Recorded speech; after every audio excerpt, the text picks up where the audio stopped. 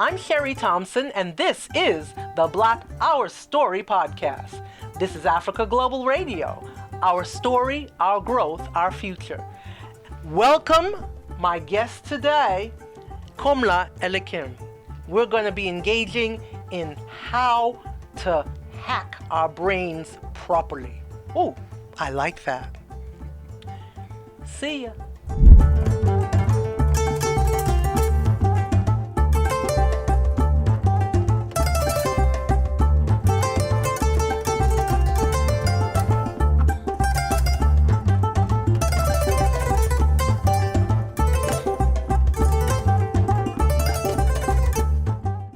I'm Sherrie Thompson, and this is the Black OurStory Podcast. I'm here at Africa Global Radio. Our story, our growth, our future. And I'm here with Komla Elikem. That's not the name I had with you in the first place. You've changed. Yeah. Why did you do that? A search for identity, Okay. of true identity and understanding. I believe that if you cannot identify with who you are, then you will be missing out on some of the things you should be doing. Okay. It's like if I don't know who I am, then how do I know what am I supposed to do and where am I supposed to go, things of that nature. So where are you from? Born in Newberry, South Carolina, small town. Okay. Yeah. The South. Yes, the South. And so they gave you a name Yes. that was... Well, my mom gave me the name. Okay. And so the name she gave me was Jamel. Mhm.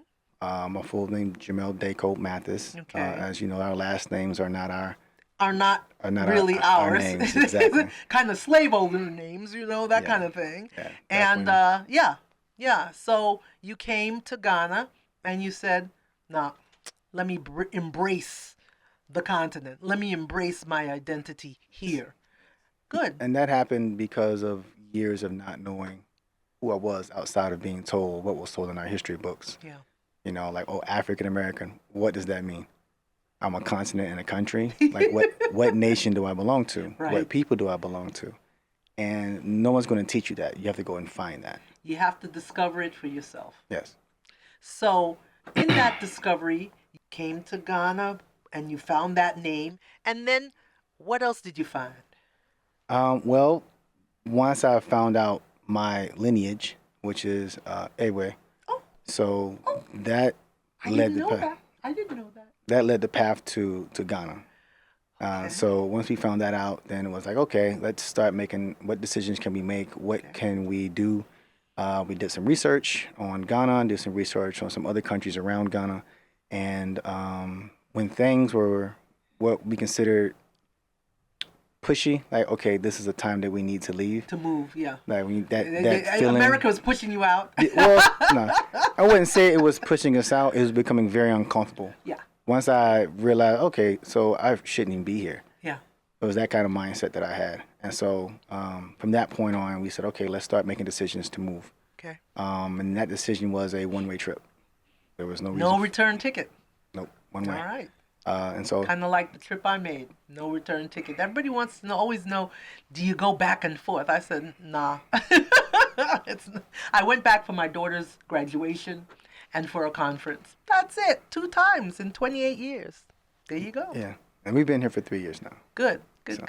So now that you're here, the first time I heard you speak, I was bowled over.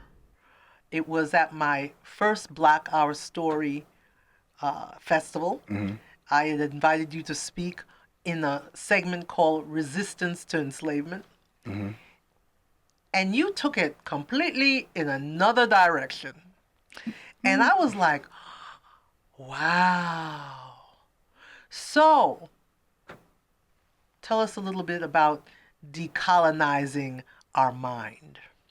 Oh, okay, that concept. Yeah, So that to me was like, yeah. So that kind of stems from our background in cybersecurity, our background working for certain entities, as well as me doing it myself. You can't speak on something unless you do it. Yeah. Yeah. So a lot of Walk that. the talk. Yeah. So a lot of that conversation that I had at your conference was my path that I took to get where I was to get here. And as we have done a whole cybersecurity awareness course on that in regards of social engineering and the hacking of the human mind. And so we've done I like that. The hacking of the human mind. People don't understand that our mind has been hacked. We have been programmed. We're in the matrix, people. Okay? And you either take the blue pill or the red pill. But you might not really want to take a pill at all. You might want to get away from the pills altogether. Yeah. There you go. Yes, it's your choice of what you want to do. It's your choice. Yes. And you need to take the choice. You need to own that. Mm-hmm. That's what you're talking about when you say, I've got my identity. I know who I am. Yeah. And then the decisions that you make are all based off your identity. So when you think about it, if you have a group of people who don't have a sense of self, then all the decisions they may be making may not even benefit them at all. That's why I call it the Black OurStory Festival instead of the Black History Festival. I call it the Black OurStory Podcast instead of the Black History Podcast, because I don't want to hear from him. I want to hear from us. Mm-hmm. Yes. And I'm glad you put this together. This is a great idea to be able to express and have others who may want to understand us a little better. Yeah. To get a better relationship other than what has been sent to them through other mediums and Right. which are not controlled by us anyway. No, So, it's inaccurate. very much The so. narrative is biased. Yes. And we have been programmed with biased narrative. Yes. all So, the way around. and we stopped telling our own stories. I recently was at the Africa Cinema Summit, Mm-hmm. and at that place, that space, we had 3 days of people telling and talking about our own stories and how we are to get back into telling our own stories within cinema. And be unapologetic about it. Yeah, yeah. That's the thing. We tend to make excuses to why we can't express ourselves or be ourselves because it may make other people feel uncomfortable. Wow, isn't that something? They've made us feel uncomfortable for 400 years. And now we're supposed to be, Yeah. making sure that they're comfortable with us. Yeah. And it's part of the social engineering It's that I'm part the of the conditioning and programming. yes, it's part of the programming that is done through a variety of methods to maintain control over thought. That's what it's all about. It's about thought. We're in the information age. So information has more worth than any of these rare minerals you dig out of the ground, because those who have the information and can control it Yeah. and can distribute it and can deny it have more power than anybody else. So, here I am, and you are, Mm-hmm. and we are here on the continent. How did you come to start your business?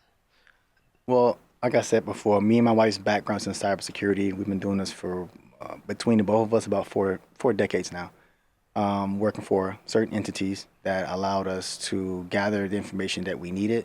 We came into the military in the infancy of cybersecurity Okay. back in the late 90s. That's when cybersecurity became a big thing because more people started buying digital products like Yes. computers Yeah, and things of yeah. that nature. So Is Ghana ready for cybersecurity, or what's happening with Ghana and the landscape here? Ghana's ready for cybersecurity, but Do they there's a understand they need cybersecurity?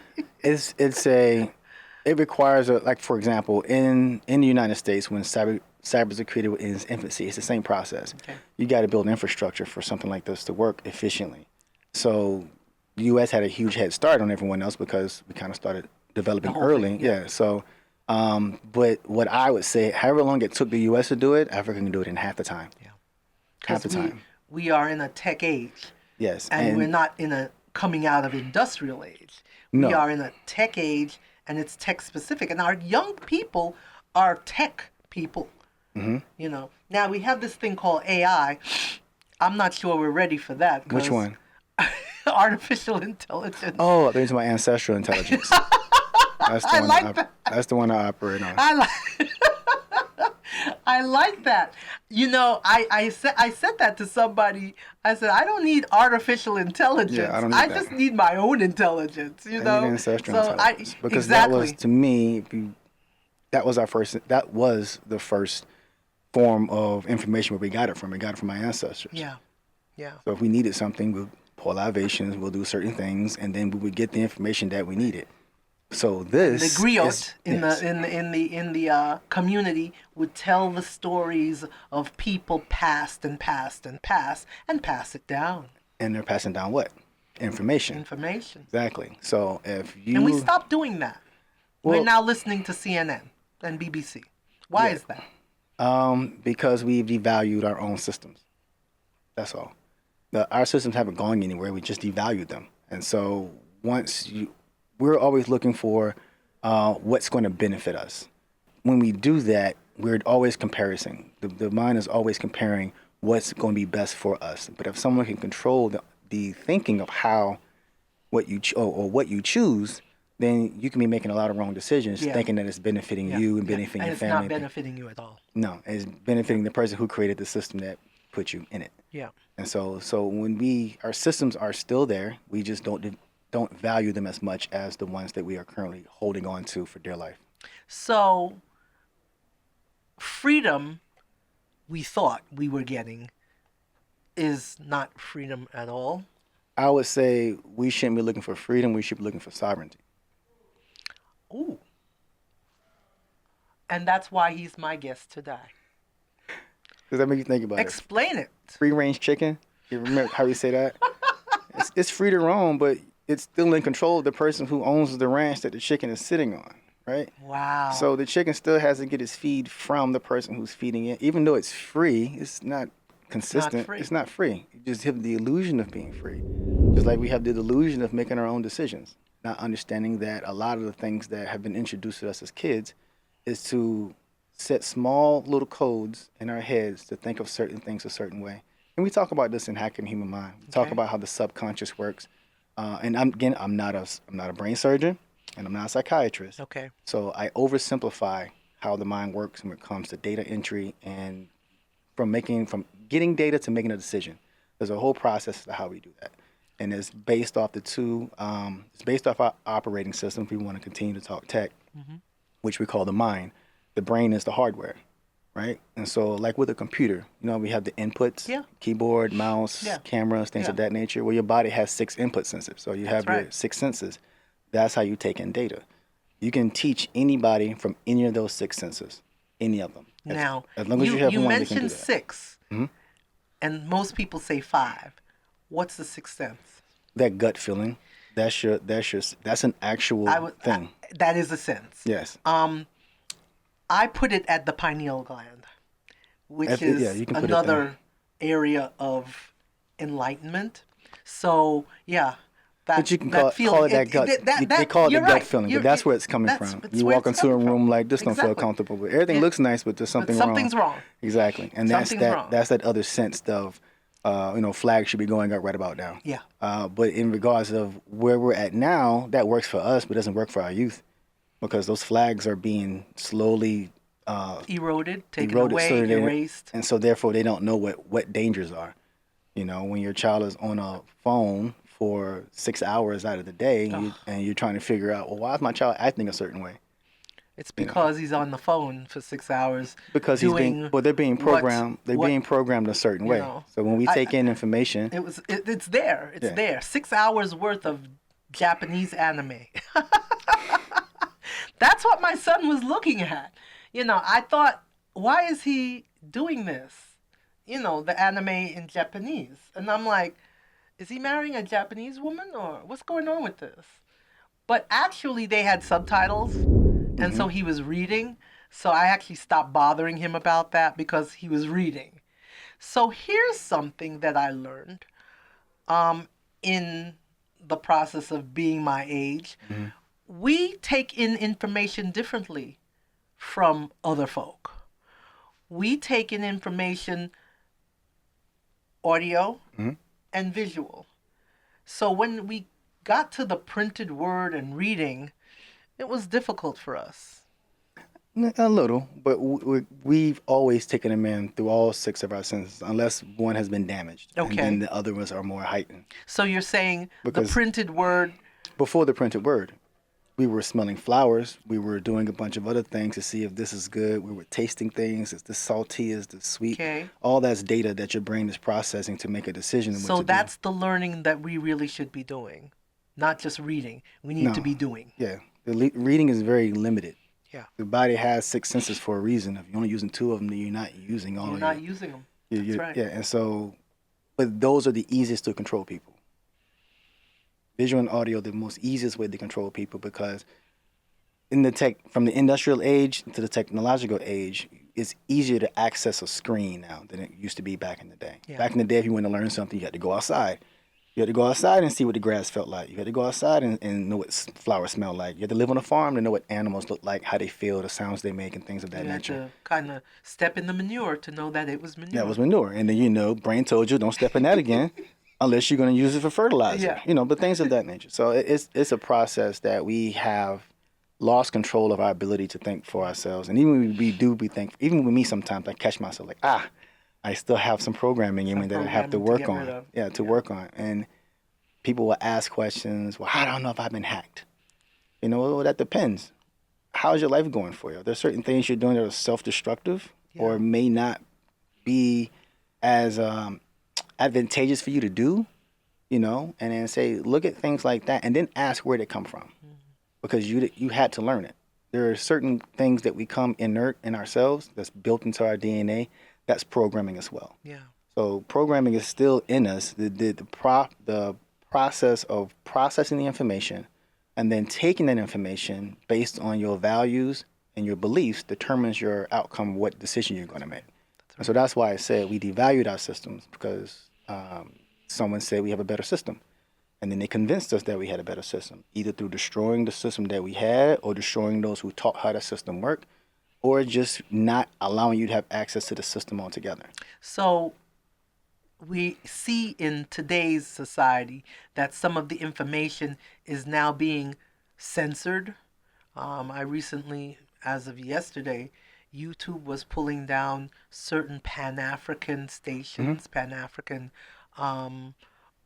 channels, because they're talking about Africa, they're talking about our empowerment, they're talking about us embracing who we are, and that seems to be a problem. And that's another whole conversation to have when you want to talk about systems. That's a whole separate conversation to have associated with the programming of the human mind. Me and my wife, we believe that nothing survives without a system in place. You can't have something without a system to support it. People say, oh, well, how are we going to deal with poverty? Find out what system's creating it. Yeah. Remove that system and poverty won't be there anymore. That's right. But we will listen to the wrong people who keep giving us all these ideology ideas as to why it doesn't work. The war on poverty. Really? Seriously? Yeah. And it doesn't make sense when most of them created that system to begin with. Seriously? Really? Why are we at war on these things? Does war help? No. And that's based on the mindset of the person who created the slogan. Yeah. There's always a war. War means weapons. So everything is weaponized. Information is weaponized. Food is weaponized. Water is weaponized. They're still creating policies now to figure out how to weaponize things against us. And we're too busy fighting each other. Yeah. All right. Wow. Well, I don't know how much more I can take. This is mind-blowing, but I think I need my mind to be blown. So we're here at Africa Global Radio. We are telling our story. We are growing, and this is our future.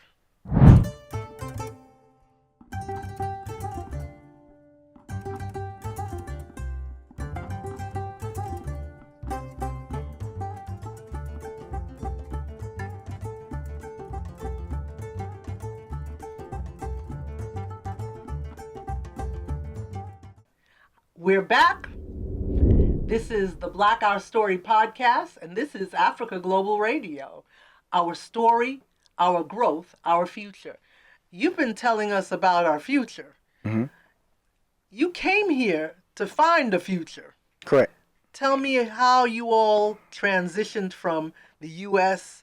to Ghana. What was that like? And tell them exactly what it's like, because I've been here for 28 years. I have 3 very important messages I want to send to the diaspora that want to come here and live in Ghana or do business in Ghana. First, if you're coming to live here, please have steady income. Don't come here thinking you're going to make your money here as an employee. You need to be an entrepreneur. Two, for those of you who are coming in the conscious community to break bread and connect, remember, even though we were enslaved, Ghana was also colonized. So there's a lack of information as to who you are when you're coming here. So be careful who you talk to and how you interact with people, because this is another country. Okay? Regardless if it's in Africa, it's still a different country. It's a bunch of strangers. Be careful how you carry yourself, even though you do feel more comfortable here. And third, and finally, if you're going to come here, my recommendations are three things, mindset-wise. You're either going to come here to be at peace and die in peace. You're either going to come here and build businesses and build systems. And you're going to come here to have a more simplified life where you're not too overwhelmed with what's going on in America. I don't know much about the UK, but do not come here and complain. We have enough people doing that. You can just stay where you're at if you're going to do that. Not being honest. There's no point in coming here and complaining the entire time you're here. When you've only been to, 10 square miles of a whole country and you haven't left Accra. There's so much in Ghana that we do not explore. And we'll take one city and 1 weekend experience and say the whole country is garbage. So don't come here and complain. Come here to grow, come here to find peace, and come here to be one with others. That's all I have. So tell us about Krafo. Well, we originally was diacentric. Okay. Data solutions when we were in the States. We moved to Ghana. We wanted to rebrand the company because at the time we were mostly focused on diasporans and creating support for small businesses and for families and even the governments. Okay. And then we changed our name to Krafo Systems. Please forgive my tongue. I'm not saying it correctly. I'm still working on it, but it does mean soul. And so the goal of our company, our vision and mission, is to get as many people to understand how easy cybersecurity really is. It's not this huge, unreachable goal. You're teaching young Yes. people cybersecurity? Yes. Well, I'm talking about making sure that their computer system, their cloud or whatever data Yes. is secure. Well, we have 4 services that we provide. Okay. We have, of course, ICT and cybersecurity consulting. Okay. We do education and training. We provide risk vulnerability assessments, and we do policy management. And from those 4, we focused on education and training because it doesn't help to try to get into an industry and you don't know the foundation of how it was put together. And so that's why we have to make sure that we are putting forth a good effort to get the mindset there for people to understand what cybersecurity means to us as Africans. There's a lot of agendas out there that everyone else is making on what they want to do for Africa and how to digitize Africa, but nobody's really answering some of the serious questions. Like, well, how can you digitize Africa when our infrastructure isn't even there yet? I mean, the other day somebody said we're ready for 5G. I said, shoot, we need to get 3G right first. We didn't get 3G right yet. Yes. So Yeah. I mean, come on, guys, we can't skip like that. We've got to go step by step, and it's not fair to do that. I mean, who's gonna be ready for 5G? Just a few small amount of people? What's going on with that? You know? Let's data collection. Like I said, the conversation that we can have can be a much bigger one and a much broader one in regards to our story when it comes to the future of how we establish ourselves. Yeah. Right? We still have a lack of manufacturing and processing, which means that we are at the control of another group of people who are doing the process and manufacturing. One of our biggest things that we are now putting into place is to get people to understand the importance of local farming. We believe that if you can't feed yourself, you can't defend yourself. And so it is very key that we need to understand these basic systems of sustainability to help us move forward. Until we have those, there's no point in talking about the future if you can't take care of the present. So, Black Our Story Festival, we've got 8 pillars this time. Mm-hmm. Health and wellness, it's always, I mean, come on. We got to stay healthy to tell our story. Of course. Okay. Resistance to enslavement, which is the place I always put to you because I'm like, yeah, I gotta get past that. And then we have agriculture and food security, which is like, basics, food, clothing, and shelter. Yeah, that Yes. part. And then we went into the clothing part, which is fashion, textiles, and accessories. So this year, we've got 4 more pillars. Dance and music, that tells our story. Arts and crafts, that tells our story, and we've got some beautiful artwork that is pretty much in other people's places, but we're bringing it back, and we're not gonna give it back. Oops, did I say that? Ooh, you might want to cut that out.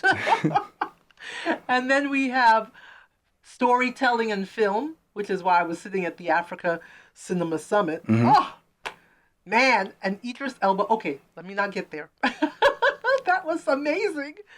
And then we have innovation and invention. And one of the things about innovation and invention that I've discovered, we weren't allowed to have patents.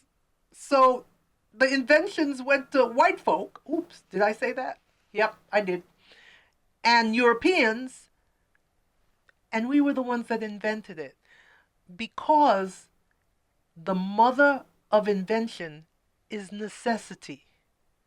Who needed to wash the clothing? Who needed to do the ironing? Who needed to pick the cotton? Who needed to do all of those things? We did. And so we invented so many things because we needed to have those things to do work more effectively and efficiently. Yes. It's us. And it's all about training. It's all about training. And so one of the things, we actually have a course right now. It's called the Cybersecurity Capacity Building course. We're running our first class right now, and everyone there had a bunch of questions. Well, do I have to bring my laptop? Do I need to have a degree in it? And we were like, no, it's designed for those who don't know anything about cybersecurity or IT, and those that do have a long background like ourselves. So for those who already have a background in cybersecurity, this would be a great refresher for you to get you understanding all the 8 domains that are associated with cybersecurity. And then for those who don't know, this would be a great way to bring you into the industry and get to understand it. Whether you want to be a professional or you just want to protect your family. We have it set up to take care of all those needs. Very good.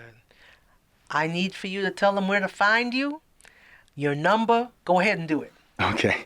So you can follow us on Instagram at Krafo Systems. Our telephone number is Ghana number 059-319-6002. For those of you outside of Ghana, Eric, the country code is going to be +233. You can also find us on our website, but we operate a lot on WhatsApp. The number I just gave you, 059-319-6002. You can contact us on WhatsApp that way. And if you're interested, we already have a group of people waiting. We can put you on our waiting list for our next class starting up November 28th. We do have an early bird special, and we'll disclose that information to you once you reach out to us. Excellent, excellent. Well, this has been the Black OurStory Podcast, and this is the first time you're seeing me in living color. I look good. This is Africa Global Radio. Our story, our growth, our future. Thank you for joining me. See you next time.